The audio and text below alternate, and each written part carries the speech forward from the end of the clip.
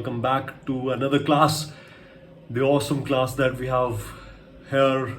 And today we'll be discussing the concepts of republic, socialist, and secular in brief, but enough in detail to sail you through the exam. तो आज की इस meme के साथ शुरू करते हैं.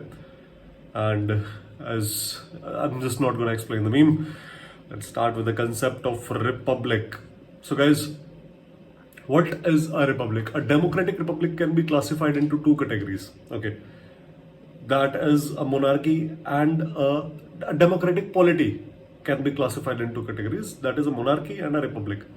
तो republic क्या होती है? जिसके अंदर the head of the state, this is HEAD, head of the state is elected by the people.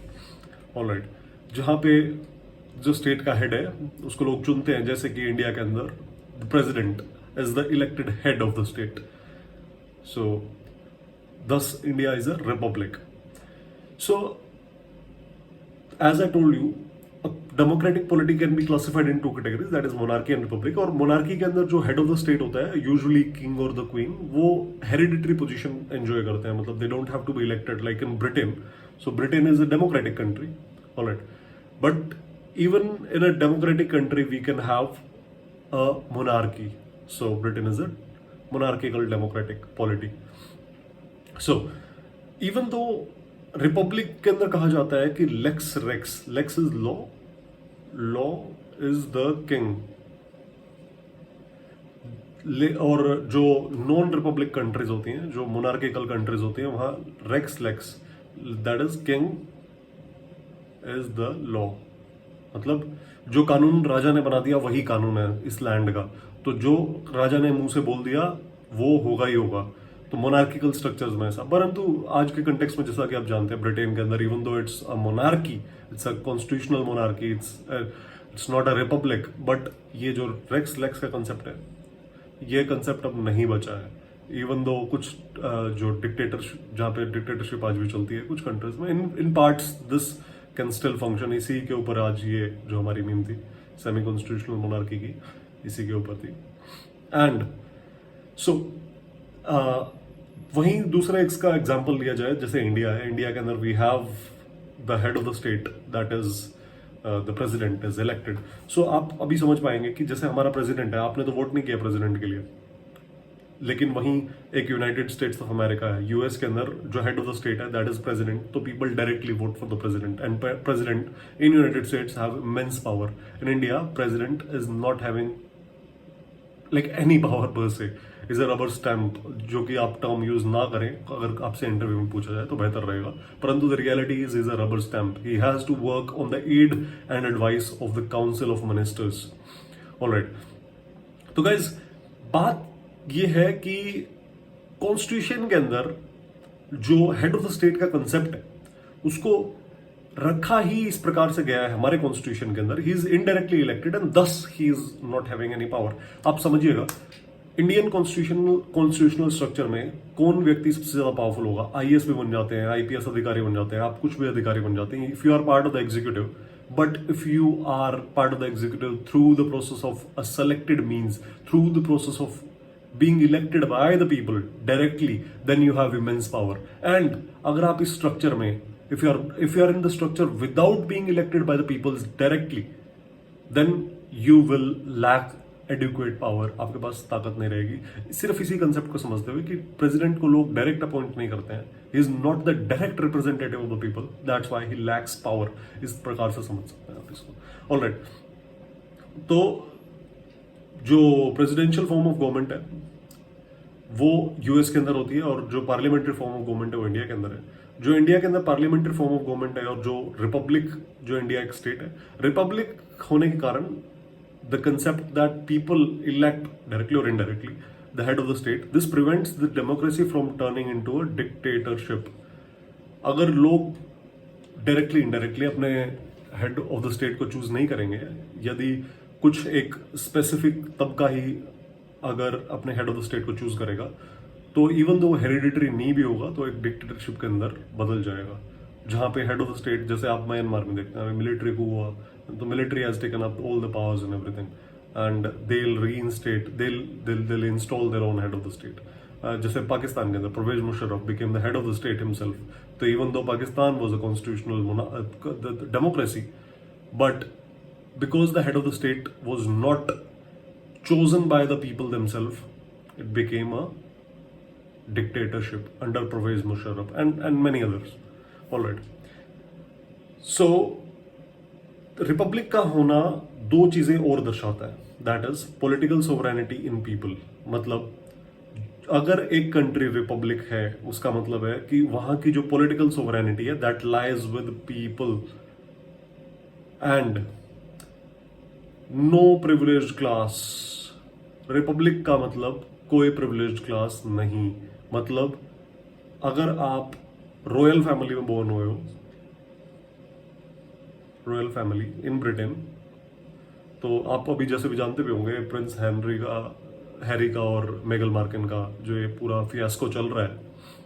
And just because they were like born in a privileged class, they were born in a specific family which gave them the title which they still hold on to, जबकि उन्होंने Britain छोड़ दिया, America में जाके Los Angeles के अंदर जाके रह रहे हैं, but still they are holding on to their titles. India के अंदर पहली बार टाइटल्स भी अबॉलिश्ड है, अभी फंडामेंटल राइट्स के अंदर हम पढ़ेंगे. ऊपर से प्रिविलेज्ड क्लास का कंसेप्ट भी अबॉलिश्ड है, और ये प्रिविलेज्ड क्लास का कंसेप्ट इसीलिए अबॉलिश्ड है क्योंकि इंडिया एक रिपब्लिक है.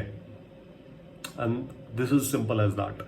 हमारे यहाँ पर कोई भी प्रिविलेज के अंदर बोर्न नहीं हो सकता. हम कह देते हैं भले हम बड़ी बड़ी फैमिलीज के लिए, अंबानी अडानी के लिए, इवन गांधी फैमिली के लिए भी, कि they were born with a silver spoon in their mouth, but that privilege was somehow, some way और the other, was earned by their family and not given to them just because of virtue of being that family. समझ रहे हैं आप? उनको power से उतारा गया. Power से उतरने के बाद they are now just like any other family in the country, and this is what makes us republic. Alright guys, so now we'll be dealing with other topic that is secular and socialist. So first of all we'll discuss about the word socialist, and so the word socialist was introduced in the 42nd constitutional amendment. 42nd constitutional amendment, you have to remember this. काफी सारी चीजें आएंगी 42nd constitutional amendment की, जो 1976 के अंदर 42nd constitutional amendment Indira Gandhi लेके आई थी. इसके अंदर she installed these two words, socialist and secular. So what is exactly the meaning of socialist? Socialist अगर वर्ड यूज करने पर क्या क्या समझते हैं आप? जब तक 1976 के अंदर सोशलिस्ट वर्ड यूज नहीं किया था तो क्या इंडिया सोशलिस्ट नहीं था? और अगर सोशलिस्ट वर्ड यूज कर दिया है तो ये असल में वर्ड दर्शाना क्या चाहता है? ओके, तो सबसे पहले यह समझने की जरूरत है कि इंडियन कॉन्स्टिट्यूशन के अंदर इस वर्ड सोशलिस्ट को यूज करने से पहले भी सोशलिज्म का कंसेप्ट था. वो सोशलिज्म, आज जो सोशलिज्म को आप समझते हैं वो सोशलिज्म नहीं है. डेफिनेटली गांधीयन सोशलिज्म के काफी एस्पेक्ट्स इंडियन कॉन्स्टिट्यूशन में है, एंड इवन मार्क्सिस्ट सोशलिज्म के भी काफी एस्पेक्ट्स इंडियन कॉन्स्टिट्यूशन में. और सच्चाई तो ये है कि आज इंडिया इन दोनों सोशलिस्ट कंसेप्ट से कहीं दूर निकल चुका है. 1991 के जो हमने LPG reforms, liberalisation, privatisation, globalisation, ये रिफॉर्म्स हमने लिए थे, then we move far away from the concept of socialism. Alright, socialism को समझने के लिए आप ये समझ सकते हैं सबसे पहले कि स्टेट जहां पर ज्यादा से ज्यादा वेलफेयर एक्टिविटीज को, जहां पर स्टेट ये कोशिश करती है कि equality of status and opportunity को मेंटेन किया जा सके, ज्यादा से ज्यादा लोगों को एक मीन के आसपास रखा जा सके. जैसा कि आप सब सुनते होंगे अलग अलग रिपोर्ट्स में और व्हाट्सएप मैसेजेस पे भी चलता रहता है कि भाई अमीर और अमीर होता जा रहा है, गरीब और गरीब होता जा रहा है.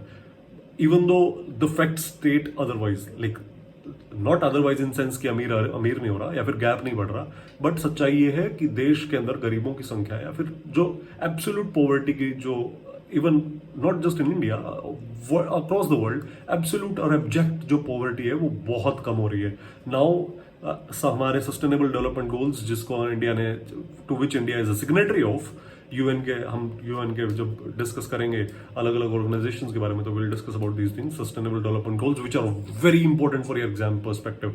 तो सस्टेनेबल डेवलपमेंट गोल्स के नियमों को हमने माना है, हमने पालन करने का प्रण नहीं लिया है, परंतु हमने माना है कि will follow them. Anyways, coming back to this, so what is socialist? Socialist जैसा कि मैंने आपको बताया कि it's a concept that state will take care of the people in the country who are in need to be taken care of, ठीक है।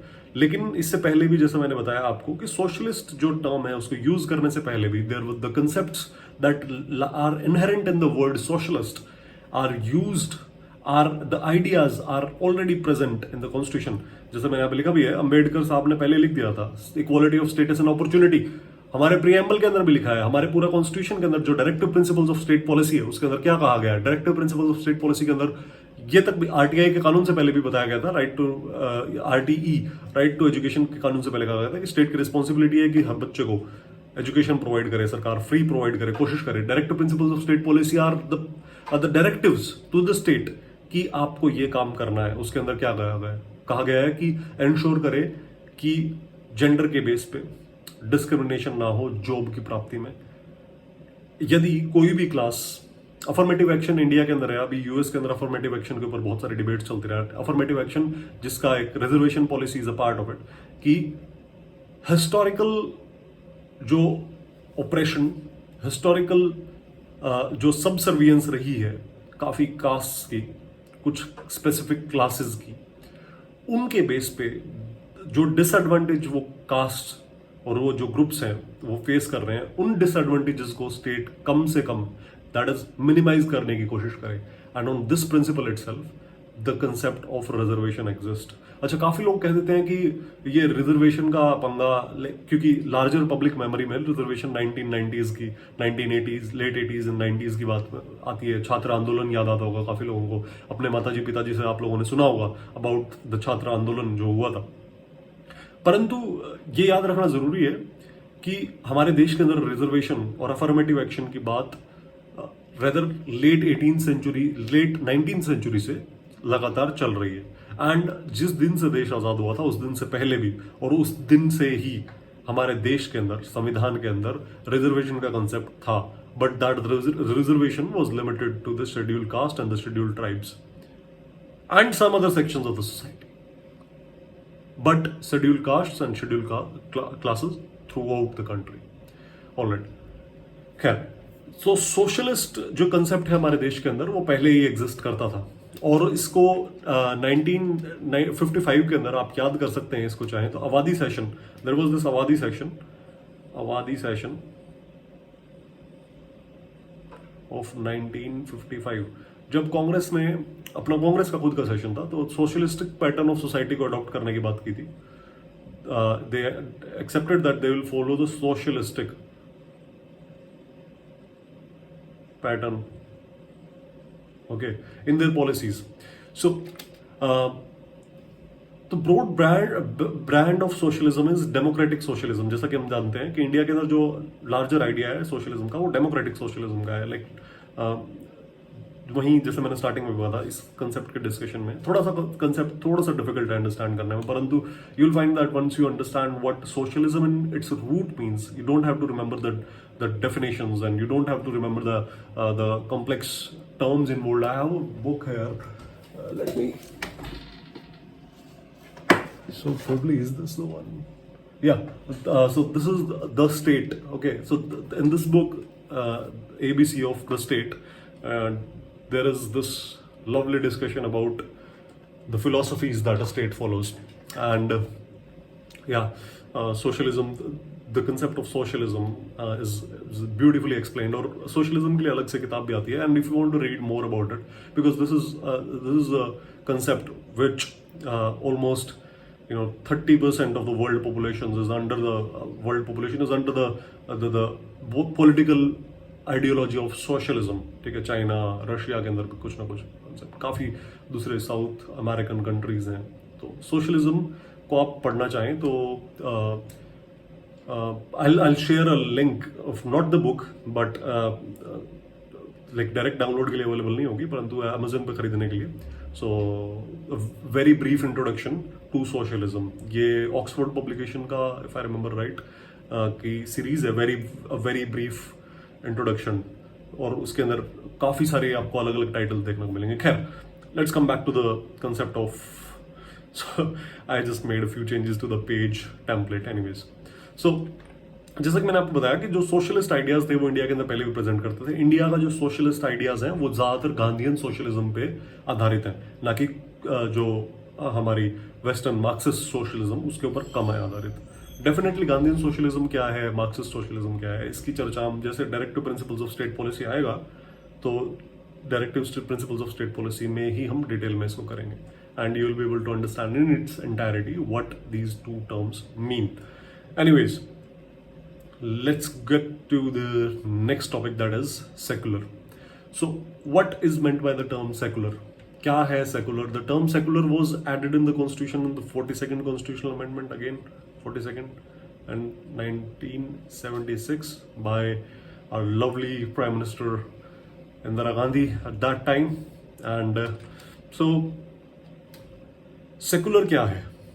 secular का मतलब क्या है कि जो स्टेट है वो इन्वॉल्व ही नहीं होगी रिलीजन के अंदर, because as you all know secular is somehow related to the concept of religion, not somehow, it's directly related to the concept of religion. तो क्या सेकुलर का मतलब है कि स्टेट इन्वॉल्व ही नहीं होगी? क्या सेकुलर का मतलब है कि स्टेट जैसा कि इंडिया के कंटेक्स्ट में हम जानते हैं कि पार्टिसिपेट करेगी परंतु इक्वली पार्टिसिपेट करेगी? है क्या concept? So the concept is of watchful एम्बिवलेंस। Watchful एम्बिवलेंस का मतलब है हमारे को फर्क नहीं पड़ रहा क्या हो रहा है, रिलीजन जो कर रहा है ठीक कर रहा है, परंतु अगर वो कुछ गलत करता है तो the state is there to ensure कि वो गलत ना करे। सो रिलीजन के ऊपर आंख भी रख रही है सरकार, परंतु उनको अपना काम भी करने दे रही है। So this is the concept of watchful एम्बिवलेंस that the Indian state follows with the concept of secular. Okay, जैसा कि आप जानते हैं अगेन, क्योंकि 42nd कॉन्स्टिट्यूशनल अमेंडमेंट में ऐड किया गया था, तो क्या हमारा देश 1976 से पहले सेकुलर नहीं था? The very idea on which the state, the country of India was established was the idea of secularism. तो क्या 1976 से पहले हम सेकुलर ही नहीं थे? क्या हम हवा में बातें करते? नहीं। So again, in the constitution, सबसे पहले तो आपको ये समझने की जरूरत है आर्टिकल 25 to 29, आर्टिकल 25 to 29, जब हम बात करेंगे फंडामेंटल राइट्स की, will come to these articles. तो article 25 to 29 ensures secular state, and above and beyond that हमारे प्रियम्बल में भी there is this term liberty of belief, faith and worship explicitly mention किया गया है। सेकुलर इंडिया है ये लिखने की जरूरत के बिना भी इंडिया सेकुलर है। क्यों? क्योंकि liberty of belief, faith and worship हमारे को प्रदान किया गया है। Okay, so Indian constitution embodies the positive concept of secularism, जो कि कहता है कि all religion in our country irrespective of their strength, छोटा रिलीजन, बड़ा रिलीजन, कैसा भी religion, have the same status and support from the state. तो आपको क्या याद रखना है? All religion equal support, equal what? Equal support and status, alright, यही इंडिया का सेकुलरिज्म है। और इसका दूसरे वर्ड्स में हमने क्या कहा था? वॉचफुल एम्बिवलेंस। सरकार की नजर है, सरकार का ध्यान है, हो क्या रहा है, परंतु हम तब तक नहीं टोकते हैं जब तक हमें कोई गड़बड़ नहीं लगती। So this is what it is for the day. 3 हमने टर्म समझिए, हम धीरे धीरे आगे बढ़ रहे हैं। Slowly and surely we are understanding the basic core concepts of the polity of India. और इसी के साथ हम आज की क्लास को एंड करेंगे with word of the day. And आज का वर्ड बिल्कुल आसान, दैट इज अजार, AJAR, अजार। सो कोई भी चीज थोड़ी खुली रह जाती है उसको बोलते हैं अजार। लाइक गेट हल्का सा खुला छोड़ दिया हमने ताकि हवा आ सके, उसको बोल देते हैं the gate is left ajar. So with this, let's end the class today, and I hope that you have been able to understand in detail. And Hitesh, if you have any specific questions, you can definitely contact me. And I hope the journey is going well. So see you guys in the next one.